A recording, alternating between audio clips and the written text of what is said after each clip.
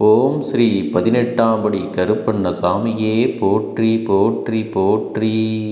என் அன்பு குழந்தையே, இன்று உன் அப்பன் கருப்பண்ணசாமி நீ உன் வாழ்க்கையில் பட்ட அத்தனை கஷ்டங்களுக்கும் மருந்தாக உன்னை தேடி வரப்போகின்ற ஒரு புதிய உறவை பற்றி சொல்லிவிடப் போகிறேன். என் பிள்ளையே, நீயாக நேசிப்பதை விட சுகமானது என்ன தெரியுமா?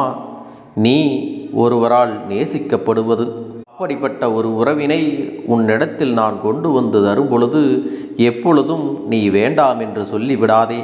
என் பிள்ளையே, உன் அப்பன் உன்னோடு பேசுகின்ற ஒவ்வொரு நொடியும் உனக்கு சந்தோஷத்தை கொடுக்க வேண்டும் என்ற எண்ணத்தை மட்டுமே அடிப்படையாக கொண்டு உன்னோடு பேசி கொண்டிருக்கிறேன் என்பதை நீ புரிந்து கொள்ள வேண்டும்.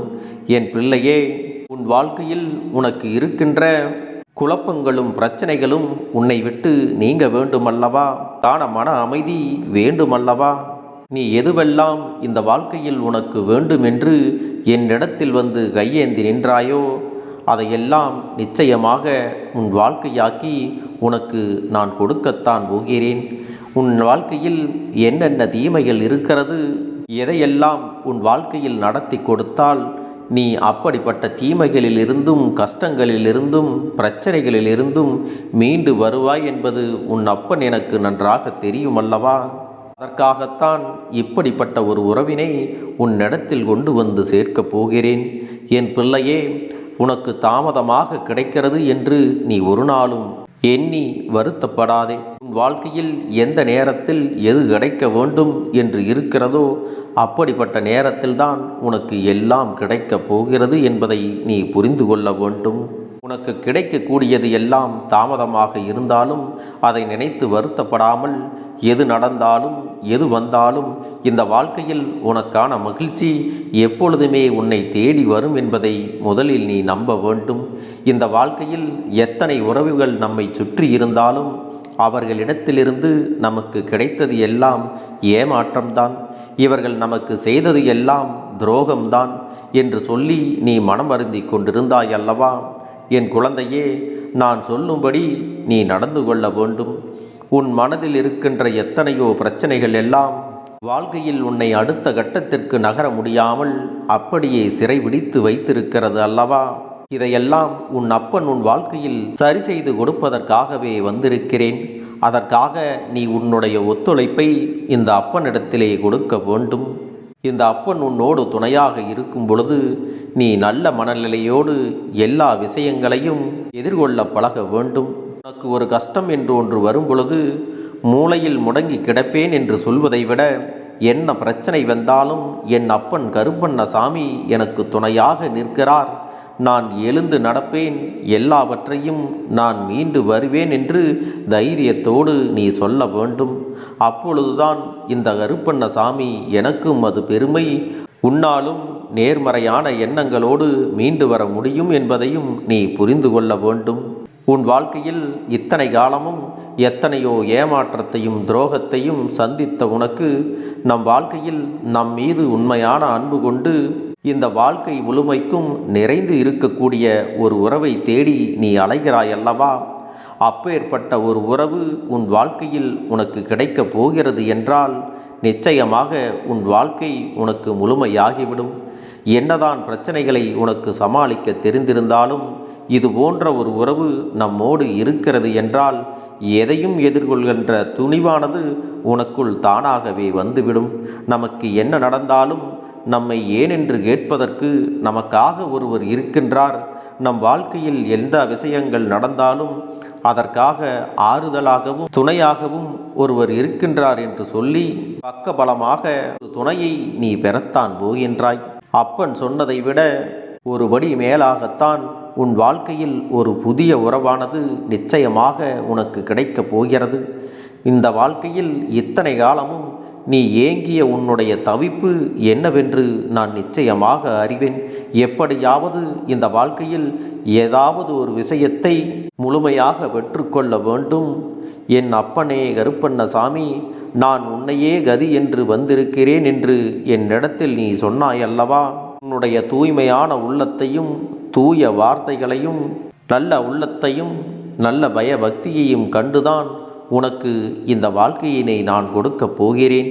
இதுவெல்லாம் எனக்கு நடக்குமா, எனக்கு கிடைக்குமா என்று நீ ஒரு நாளும் சந்தேகிக்காதே. உன் வாழ்க்கையில் இது தேவைப்படுகிறது என்றால் அதை நிச்சயமாக இந்த கருப்பண்ணசாமி நடத்தி கொடுப்பேன். அது மட்டுமல்ல, உன் வாழ்க்கை எப்படிப்பட்ட கஷ்டமான சூழ்நிலையில் இருந்தாலும் அதை மீட்டெடுக்க வேண்டிய பொறுப்பும் இந்த கருப்பண்ணசாமியினுடையதை நீ புரிந்து கொள்ள வேண்டும். பிள்ளையே, நீ எப்பொழுதும் எல்லோரிடத்திலும் பணிவோடும் கனிவோடும் அன்போடும் நடந்து கொள்ள வேண்டும். எந்த ஒரு பிரச்சனையையும் நீ கருத்தில் கொண்டு தேவையில்லாத எந்த ஒரு விஷயத்தை பற்றியும் சிந்தித்து கொண்டு இருக்கக்கூடாது. உன்னை சுற்றி எது நடந்தாலும் சரி, அது உன் வாழ்க்கையை மேன்மையாக்கத்தான் வந்திருக்கிறது என்பதை நீ நினைத்து கொள்ள வேண்டும். இந்த கருப்பண்ணசாமியின் பார்வையில் இருக்கின்ற உனக்கு இனி எந்த கஷ்டங்களும் வராமல் நான் உன்னை எப்பொழுதும் பாதுகாத்து நிற்பேன்.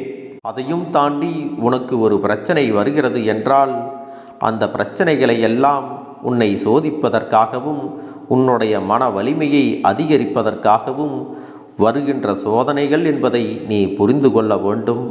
தங்கமே, எதிர்வரக்கூடிய நாட்களில் இப்படிப்பட்ட சம்பவங்களை எல்லாம் உன் வாழ்க்கையில் நீயாகவே உணர்ந்து கொள்ளப் போகிறாய்.